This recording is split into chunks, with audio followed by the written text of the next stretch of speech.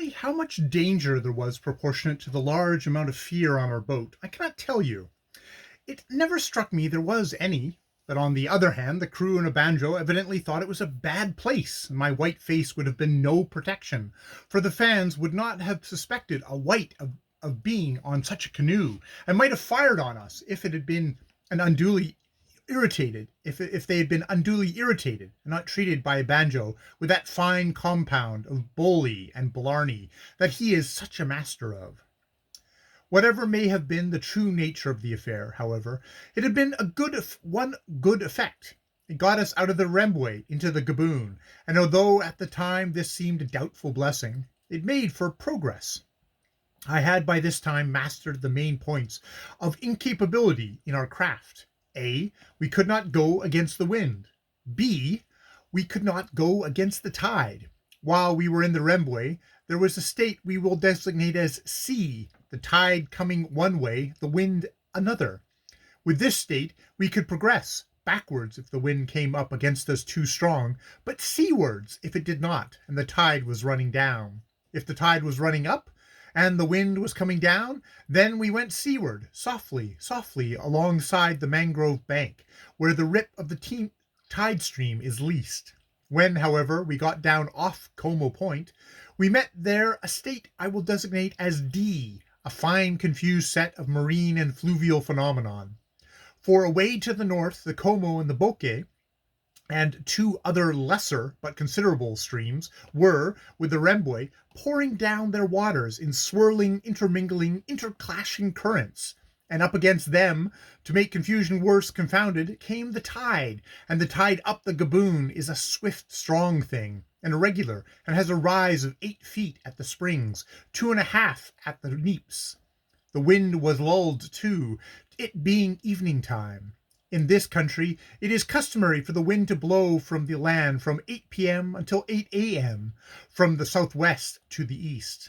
Then comes a lull, either an utter dead-hot brooding calm, or light baffling winds and draughts that breathe a few panting hot breaths into your sails and die.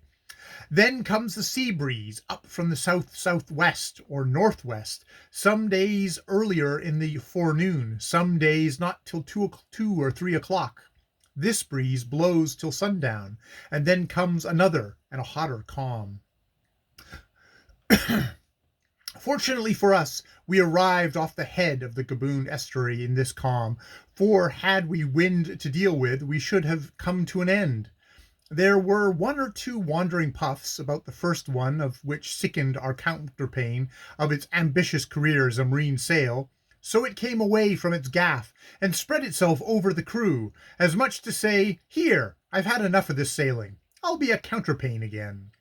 We did a great deal of fine, varied, spirited navigation, details of which, however, I will not dwell upon because it was successful.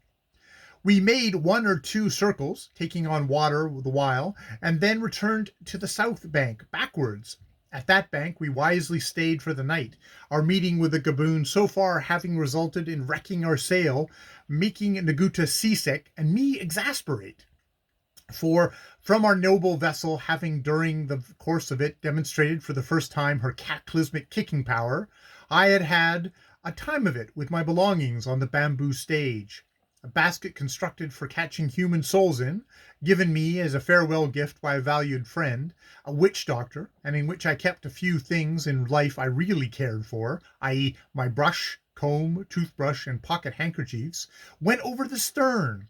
While I was recovering this with my fishing line, such as the excellent nature of the thing, I am glad to say it floated, a black bag with my blouses and such essentials went away to leeward.